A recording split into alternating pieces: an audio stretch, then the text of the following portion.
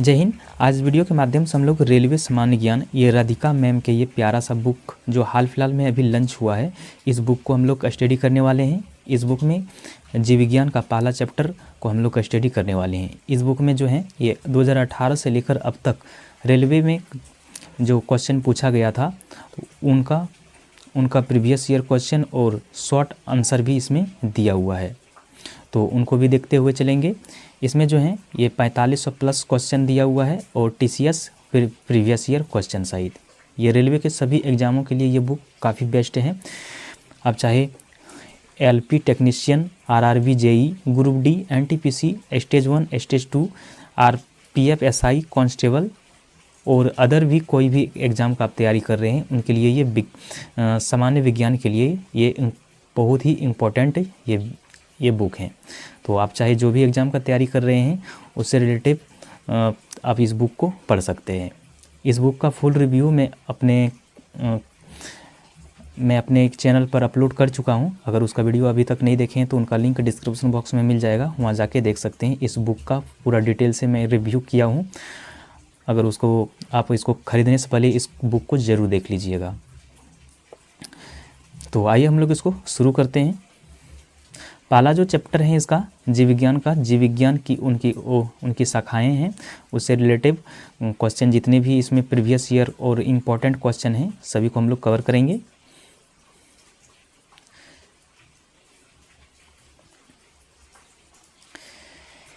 एक नंबर है जीव विज्ञान की कौन सी शाखा वंशानुक्रम स्वरूप के माध्यम पर केंद्रित है। जीव विज्ञान की कौन सी शाखा वंशानुक्रम स्वरूप के माध्यम पर केंद्रित है, तो कौन सा हो जाएगा? तो ये आपका अनुवंशिकी क्या हो जाएगा? अनुवंशिकी है। अनुवंशिकी वंशानुक्रम पैटर्न पर अनुवंशिकी का अध्ययन है जो जीवों के लक्षणों के वंशानुक्रम और विविधताओं के नियमों से संबंधित होता है ना। तो इसका राइट आंसर हो जाएगा C नंबर। 2 नंबर है सब्जियों, फलों और फूलों जैसे उच्च मूल्य वाली फसलों की खेती को क्या कहा जाता है? तो क्या कहा जाता है? तो ये कहा जाता है आपका हॉर्टिकल्चर। क्या कहा जाता है? हॉर्टिकल्चर कहा जाता है। आगे है 3 नंबर में कोशिकाओं के अध्ययन को खाली जगह कहा जाता है। कोशिकाओं के अध्ययन को क्या कहा जाता है? कोशिकाओं का अध्ययन को जो कहा जाता है तो ये साइटोलॉजी कहा जाता है। क्या कहा जाता है? साइटोलॉजी कहा जाता है। आगे हैं 4 नंबर में विटिकल्चर क्या है? विटिकल्चर किसको कहा जाता है? विटिकल्चर जो कहा जाता है अंगूर की खेती को क्या कहा जाता है? अंगूर की खेती को विटिकल्चर कहा जाता है ना। विटिकल्चर अंगूर की खेती को कहा जाता है। 5 नंबर है एपिग्राफी। एपिग्राफी का क्या अभिप्राय है? एपिग्राफी का क्या अभिप्राय है? एपिग्राफी जो होता है ये शिलालेखों का अध्ययन होता है ना। शिलालेखों का अध्ययन को एपिग्राफी कहा जाता है। शिलालेखों का अध्ययन को एपिग्राफी कहा जाता है। इसका राइट आंसर हो जाएगा B नंबर। आगे है सेरीकल्चर। सेरीकल्चर शब्द निम्नलिखित में से किससे संबंधित हैं? सेरीकल्चर जो है निम्नलिखित में से किससे संबंधित हैं? तो ये है रेशम के खेती से। रेशम के खेती से संबंधित हैं। ये सेरीकल्चर जो होता है रेशम की कीड़ों का पालन और रेशम का उत्पादन से संबंधित होता है। तो इसका राइट आंसर हो जाएगा B नंबर। आगे है सेरीकल्चर किससे संबंधित है? सेरीकल्चर जो है ये किससे संबंधित होते हैं? तो ये होते हैं रेशम के कीड़ों का पालन। सेरीकल्चर जो होते हैं रेशम के कीड़ों का पालन सेरीकल्चर कहलाता है। आगे हैं 8 नंबर में निम्नलिखित में से कौन सा शब्द पशु व्यवहार के जैविक अध्ययन का सबसे अच्छा वर्णन करता है? तो कौन सा? तो ये करता है आपका इथोलॉजी करता है। तो इसका राइट आंसर हो जाएगा D नंबर। आगे हैं 9 नंबर में हेमेटोलॉजी का अध्ययन खाली जगह से संबंधित है। हेमेटोलॉजी का अध्ययन खाली जगह से संबंधित है। तो किससे संबंधित है ये? तो ये है आपका रक्त से। हेमेटोलॉजी का अध्ययन जो होता है वो रक्त से संबंधित है।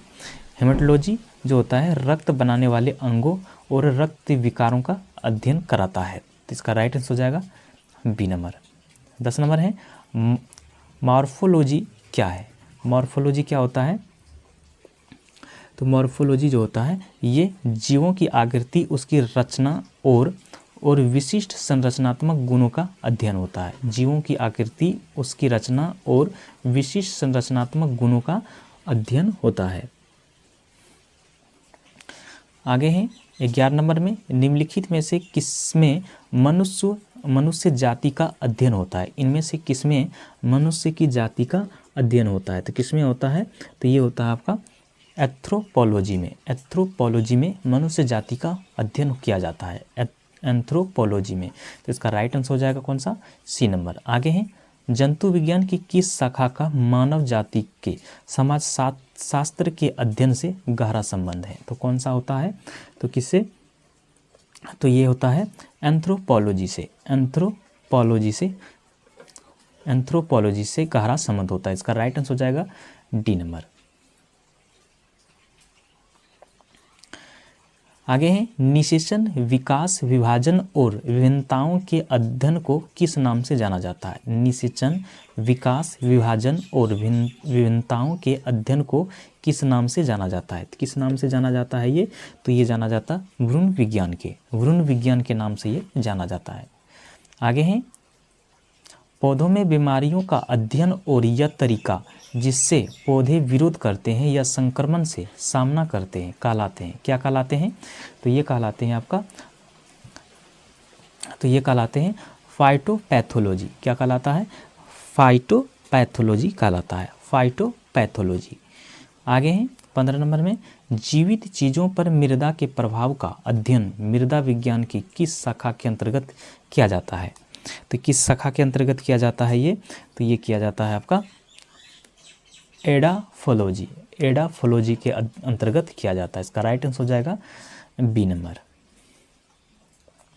आगे हैं, निम्नलिखित में से किस शरीर विज्ञान एवं चिकित्सा की वह कौन सी शाखा है जो पुरुषों के विशिष्ट रोगों एवं स्थितियों से संबंधित है। तो कौन सा है, तो ये है आपका, ये है एंड्रोलॉजी है। तो इसका राइट आंसर हो जाएगा ए नंबर। 17 नंबर है, निम्नलिखित में से चिकित्सा विज्ञान की कौन सी प्रशाखा यकृत के उपचार और अध्ययन से संबंधित है। तो कौन सा है, तो ये है आपका हिपेटोलॉजी है। तो इसका राइट आंसर हो जाएगा बी नंबर। आगे हैं, जीवों के वर्गीकरण से संबंधित जीव विज्ञान की शाखा को क्या कहते हैं। जीवों के वर्गीकरण से संबंधित जीव विज्ञान की शाखा को क्या कहते हैं, तो ये कहा जाता है आपका वर्गीकरण विज्ञान। क्या कहा जाता है, वर्गीकरण विज्ञान कहा जाता है। आगे है, जंतु विज्ञान किसका अध्ययन है। जंतु विज्ञान किसका अध्ययन होता है, तो ये है आपका जानवरों का अध्ययन क्या कहलाता है, जंतु विज्ञान। जानवरों का अध्ययन क्या कहलाता है, जंतु विज्ञान। आगे 20 नंबर में, विज्ञान की एक शाखा जो जीवन या पृथ्वी से परे मौजूद जीवन की संभावनाओं से संबंधित है उसको क्या कहा जाता है। तो उसको क्या कहा जाता है, तो उसको जो कहा जाता है एक्सोबायोलॉजी कहा जाता है। 21 नंबर है, खाली जगह तत्वों और मानव जैसे प्रजातियों जैसे कि बंदर, वानर, वनमानुष आदि के व्यवहार का अध्ययन है। तो कौन सा है ये, तो ये है आपका प्राइमेटोलॉजी है। इसका राइट आंसर हो जाएगा सी नंबर। 22 नंबर है, निम्नलिखित में से कौन सा मकड़ियों का अध्ययन है। इनमें से कौन है जो मकड़ियों का अध्ययन है, तो इसमें से कौन सा हो जाएगा, ये हो जाएगा ऑर्कोनोलॉजी जो है मकड़ियों का अध्ययन क्या कहलाता है, ऑर्कोनोलॉजी। मकड़ियों का अध्ययन क्या कहलाता है, ऑर्कोनोलॉजी। इसका राइट आंसर हो जाएगा ए नंबर।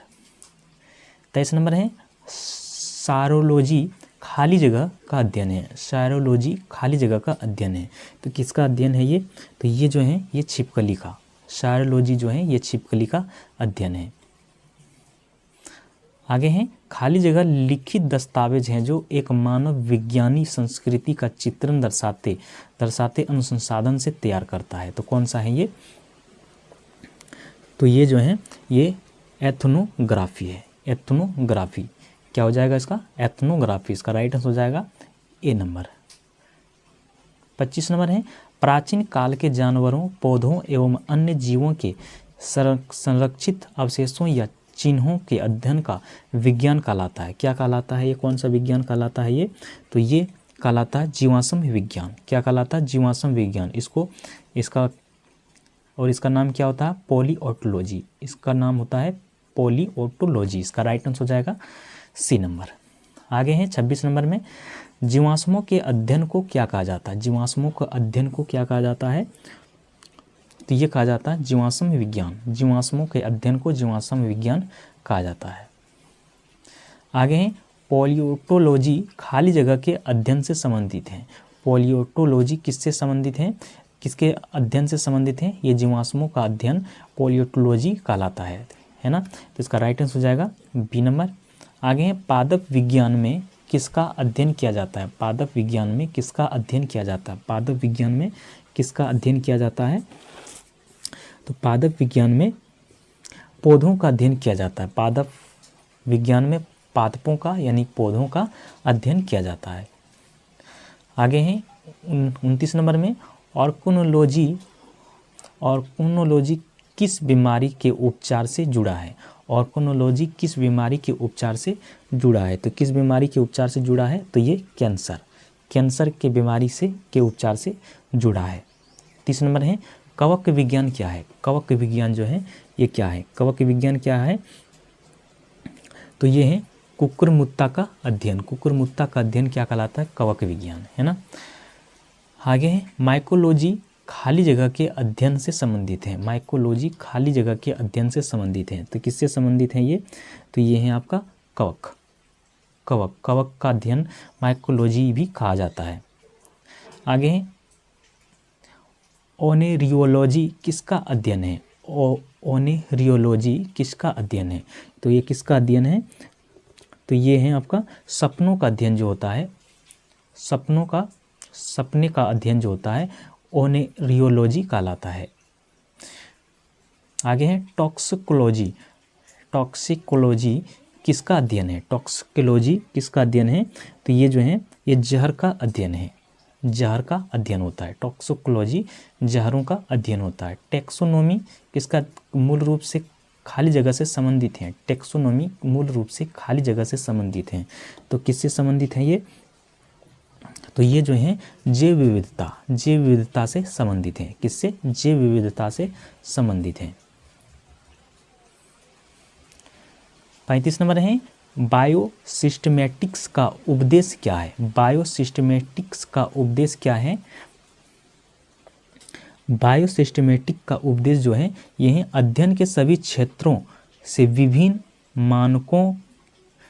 मानकों की समग्रता पर उनके विकासवादी इतिहास और उनके फाइलोजेनी की स्थापना के आधार पर जीवों का वर्गीकरण करना। तो ये हो जाएगा इसका राइट आंसर टी नंबर। आगे 36 नंबर में है, विभिन्न प्रकार के ऊतकों का अध्ययन को क्या कहा जाता है? विभिन्न प्रकार के ऊतकों का अध्ययन क्या कहा जाता है?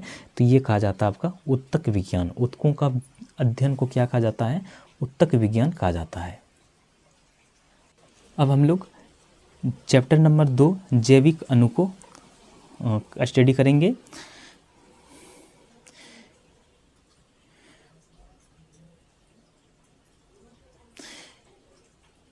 इस चैप्टर का 1 नंबर में है, निम्न में कौन सा एंजाइम प्रोटीन का विखंडन करता है? इनमें से कौन सा एंजाइम प्रोटीन का विखंडन करता है? तो कौन सा करता है? ये पेप्सिन। पेप्सिन जो होता है ये प्रोटीन का विखंडन करता है यानी तोड़ता है। आगे है, किस एंजाइम को पाचन प्रक्रिया में अपना कार्य करने के लिए हाइड्रोक्लोरिक अम्ल की उपस्थिति की आवश्यकता होती है? किस एंजाइम को पाचन प्रक्रिया में अपना कार्य करने के लिए हाइड्रोक्लोरिक अम्ल की उपस्थिति की आवश्यकता होती है? तो कौन सा? तो ये हो जाएगा आपका पेप्सिन। ये भी हो जाएगा पेप्सिन हो जाएगा। 3 नंबर है, जीवों में प्रोटीन निर्माण के लिए सूचना स्रोत क्या है? जीवों में प्रोटीन निर्माण के लिए सूचना स्रोत क्या है? तो ये है आपका डीएनए। क्या होता है? डीएनए जो होता है ये सूचना स्रोत है। आगे है 4 नंबर में, इनमें से कौन सा एंजाइम स्टार्च को सरल शर्करा में विखंडित करता है? इनमें से कौन सा एंजाइम स्टार्च को सरल शर्करा में विखंडित करता है? तो कौन करता है ये? तो इमाइलेज जो है ये सरल शर्करा में विखंडित करता है। आगे है प्रोटीन के एमिनो अम्ल में जटिल कार्बोहाइड्रेट को ग्लूकोज में और वसा को वसा अम्लों और ग्लिसरॉल में अंतिम रूपांतरण के लिए जिम्मेदार एंजाइम खाली जगह में उपस्थित होते हैं। तो किसमें होते हैं ये? तो ये होते हैं आपका आंत्ररस, आंत्ररस में उपस्थित होते हैं। इसका राइट आंसर हो जाएगा बी नंबर। 6 नंबर है ग्लूकोज का रासायनिक सूत्र क्या है? ग्लूकोज का रासायनिक सूत्र क्या है? तो ये है आपका C6H12O6, C6H12O6 है। आगे है केसिन एक प्रोटीन है जो खाली जगह में पाया जाता है। केसिन एक प्रोटीन है जो किस में पाया जाता है? तो ये दूध में, केसिन नामक प्रोटीन दूध में पाया जाता है। 8 नंबर है मानव शरीर की ऊर्जा आवश्यकताओं के मापन हेतु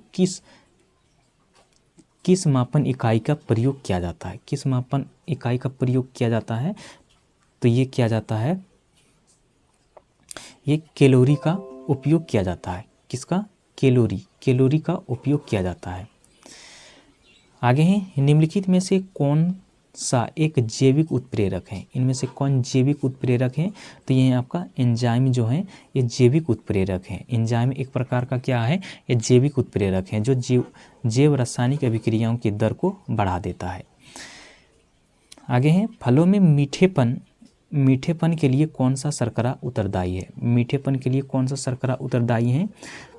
तो ये है आपका फ्रक्टोज है। फ्रक्टोज या फ्रूट शुगर एक साधारण चीनी है जो संभाविक रूप से फल, शहद और गन्ने में पाया जाता है। आगे है निम्नलिखित में से कौन सा तत्व एक बहुमुखी तत्व है जो जीवों और हमारे द्वारा उपयोग की जाने वाली कई चीज़ों का आधार बनाता है? तो कौन सा है ये? तो ये है आपका कार्बन, ये है कार्बन है। आगे है 12 नंबर में पादपों में सबसे प्रचुर मात्रा में उपस्थित होता है। पादपों में सबसे प्रचुर मात्रा में क्या पाया जाता है? तो ये कार्बन पाया जाता है। पादपों में सबसे ज़्यादा प्रचुर मात्रा में क्या पाया जाता है? कार्बन पाया जाता है। और पत्तियों में प्रचुर मात्रा में क्या पाया जाता है? पादपों के पत्तियों में मैग्नीशियम पाया जाता है। याद रखिएगा इसको। आगे है 13 नंबर में मानव शरीर का मुख्य हिस्सा किससे बना होता है? मानव शरीर का मुख्य हिस्सा किससे बना होता है? तो ये मानव शरीर का मुख्य हिस्सा जो होता है ये ज़्यादातर पानी से बना होता है, पानी से। आगे है निम्न में से क्या मैक्रो पोषक तत्व नहीं है? इनमें से कौन मैक्रो पोषक तत्व नहीं है? तो ये आपका है जो विटामिन जो है ये मैक्रो पोषक तत्वों के अंतर्गत नहीं आता है। आगे है DNA का एक खंड जो एक प्रोटीन की जानकारी प्रदान करता है उसे खाली जगह कहा जाता है। तो क्या कहा जाता है ये? तो ये कहा जाता है आपका जीन। क्या कहा जाता है? जीन। केंद्रक द्रव्य में केंद्रिका व क्रोमोटिन मिलता है, गोलाकार केंद्रिका द्रव्य में पाई जाती है। तो इसका राइट आंसर हो जाएगा सी नंबर। 16 नंबर है जीव विज्ञान में DNA का पूर्ण रूप क्या है? जीव विज्ञान में DNA का पूर्ण रूप क्या है? तो ये है आपका डीऑक्सीराइबो न्यूक्लिक एसिड है। आगे है बालों का रंग खाली जगह के कारण होता है। किसके कारण से बालों का रंग काला होता है? तो ये होता है आपका ये मेलानिन के कारण उसका कलर काला होता है। आगे है प्रोटीन संश्लेषण में क्षार घटना से एक खाली जगह निर्माण होता है। प्रोटीन संश्लेषण में क्षार घटना से एक खाली जगह का निर्माण होता है। तो क्या निर्माण होता है ये? तो ये जो होता है ये mRNA प्रति होता है। इसका राइट आंसर हो जाएगा सी नंबर। आगे प्रजनन के दौरान मूल कार्य एक खाली जगह का निर्माण करना होता है। प्रजनन के दौरान मूल कार्य एक खाली जगह का निर्माण करना होता है। तो क्या हो जाएगा इसका? ये हो जाएगा DNA कॉपी का निर्माण करना होता है। तो इसका राइट आंसर हो जाएगा बी नंबर। 20 नंबर है निम्न में से कौन सा ऐसे कथन गलत है? इनमें से कौन सा कथन गलत है? कथन ए में है DNA का पूरा नाम डीऑक्सीराइबो न्यूक्लिक एसिड है, ये सही है। यह गुणसूत्र में उपस्थित होने वाला रासायनिक तत्व है जो अनुवांशिक वहन करता है।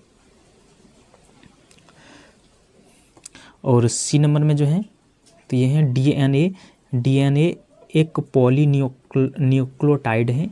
न्यूक्लियोटाइड DNA का ही मूलभूत संरचनात्मक इकाई है जो अवयवों से मिलकर बनी है। तो इसमें जो है केवल सी जो है ये आपका गलत है। ये गलत है, तो इसका राइट आंसर हो जाएगा सी नंबर।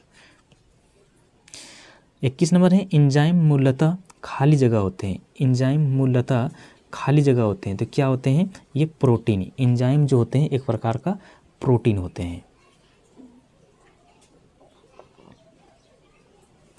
आगे है डीएनए का अनुक्रम में जीन को चिन्हित करने की प्रक्रिया को क्या कहा जाता है? क्या कहा जाता है ये?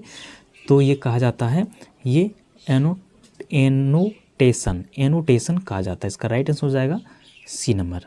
आगे है प्रोटीन की जानकारी प्रदान करने वाले डीएनए के भाग को खाली जगह कहा जाता है। प्रोटीन की जानकारी प्रदान करने वाले डीएनए के भाग को खाली जगह कहा जाता है। क्या कहा जाता है ये कहा जाता है जीन कहा जाता है।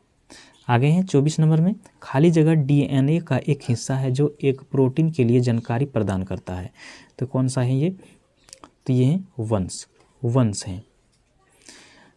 25 नंबर है आरएनए का पूर्ण रूप क्या है? आरएनए का पूर्ण रूप क्या है? तो ये है आपका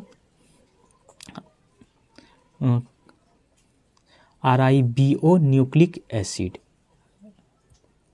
क्या है हो जाएगा इसका? आरएनए का पूर्ण रूप जो है राइबो न्यूक्लिक अम्ल है। राइबो न्यूक्लिक एसिड या अम्ल। इसका राइट आंसर हो जाएगा सी नंबर। 26 नंबर है मानव शरीर में सबसे प्रचुर मात्रा में मौजूद तत्व कौन सा है? मानव शरीर में सबसे प्रचुर यानी कि सबसे अधिक पाए जाने वाले तत्व कौन सा है? सबसे ज़्यादा क्या पाया जाता है? तो ये पाया जाता है ऑक्सीजन सबसे प्रचुर मात्रा में पाया जाता है। 27 नंबर है प्रोटीन खाली जगह का एक अभिन्न अंग है। प्रोटीन खाली जगह के एक अभिन्न अंग है, तो कहाँ के? तो ये इनमें से सभी में यानी एंटीबॉडी, एंजाइम, कोशिका झिल्ली, इनमें से सभी का एक अभिन्न अंग होता है। 28 नंबर है निम्नलिखित में से कौन सा दूध का प्रोटीन है? इनमें से कौन सा दूध का प्रोटीन है? तो कौन सा है ये केसिन जो होता है ये दूध का प्रोटीन होता है। केसिन जो है ये दूध में पाए जाने वाले प्रोटीन होता है। अब है अनुवंशिकी जेनेटिक्स। 29 नंबर है सही कथन की पहचान करें। ए नंबर में एक्स गुणसूत्र वाले शुक्राणुओं में 23 गुणसूत्र होते हैं जबकि वाई गुणसूत्र वाले शुक्राणुओं में 22 गुणसूत्र होते हैं। बी नंबर में एक्स गुणसूत्र वाले शुक्राणुओं में 22 गुणसूत्र होते हैं और वाई गुणसूत्र वाले शुक्राणुओं में 22 गुणसूत्र होते हैं। सी नंबर में है एक्स गुणसूत्र वाले शुक्राणुओं में 22 गुणसूत्र होते हैं जबकि वाई गुणसूत्र वाले शुक्राणुओं में 23 गुणसूत्र होते हैं। तो इसमें से कौन सा हो जाएगा? तो ये हो जाएगा आपका डी नंबर में। देख लेते हैं इसका। डी नंबर में एक्स गुणसूत्र वाले शुक्राणुओं में 23 गुणसूत्र होते हैं और वाई गुणसूत्र वाले शुक्राणुओं में भी 23 गुणसूत्र होते हैं, यानी कि टोटल एक्स में 23 गुणसूत्र और वाई में भी 23 गुणसूत्र, यानी कि टोटल कितना हो रहा है दोनों मिला के 46 गुणसूत्र, यानी कि ये हो जाएगा राइट आंसर। 30 नंबर है जीन खाली जगह गतिविधियों के माध्यम से लक्षणों को नियंत्रित करता है। तो किसकी गतिविधियों के माध्यम से ये करता है नियंत्रण? तो ये हार्मोन की गतिविधियों के माध्यम से लक्षणों को नियंत्रित करता है। तो इसका राइट आंसर हो जाएगा सी नंबर। 31 नंबर है जब मेंडल ने मटर के पौधों में 2 लक्षणों की वंशागति का अध्ययन किया तो उन्हें F2 पीढ़ी में पौधों के लिए क्या फेनोटाइपिक अनुपात मिला? तो कौन सा अनुपात मिला था उनको? तो ये मिला था 9:3:3:1, ये अनुपात मिला था। आगे हैं एक पीढ़ी से दूसरी पीढ़ी में वंशानुगत होने वाले अनुवांशिक पदार्थ कौन सा है? तो इनमें से कौन सा पदार्थ है वो? तो वो है डीएनए जो एक ऐसा पदार्थ है जो वंशानुक्रम से वो चलते रहता है। आगे हैं एक लंबे पौधे यानी कि इसमें टीटी और एक छोटे पौधे को छोटी टी के बीच संकरण के परिणाम स्वरूप उत्पन्न F1 संतति के सभी पौधे को लंबे होने का क्या कारण है? तो इसमें से क्या कारण हो जाएगा? तो इसका जो कारण होगा ये है क्योंकि पौधे की लंबाई केवल टी द्वारा नियंत्रित होता है, यानी इस बड़ी टी कैपिटल टी द्वारा नियंत्रित होता है। इसका राइट आंसर हो जाएगा डी नंबर। 34 नंबर है खाली जगह लिंग गुणसूत्रों का एक पूर्ण युग्म मौजूद होता है। तो कौन सा? तो ये हो जाएगा मानव मादाओं के। मानव मादाओं में लिंग गुणसूत्रों का एक पूर्ण युग्म मौजूद होता है। आगे निम्नलिखित में से किसे आनुवंशिकी का जनक कहा जाता है? किसे आनुवंशिकी का जनक कहा जाता है? तो ये कहा जाता है आपका क्रेगर जॉन मेंडल को। क्रेगर जॉन मेंडल को कहा जाता है। आगे हैं,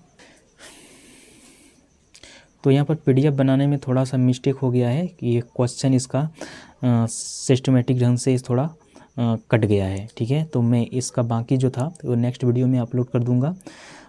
ये पहला वीडियो था इस बुक का। मैं अभी बाकी सभी चैप्टर बाय चैप्टर और सभी फिजिक्स केमिस्ट्री और ये बायोलॉजी तो करा ही रहे हैं, बाकी फिजिक्स केमिस्ट्री को भी कराने वाला है। तो आप लोगों को कंटिन्यू बने रहिए, पूरा वीडियो इनका इस बुक का पूरा मिल जाएंगे। तो मिलते हैं फिर से नेक्स्ट वीडियो में, तब तक जय हिंद।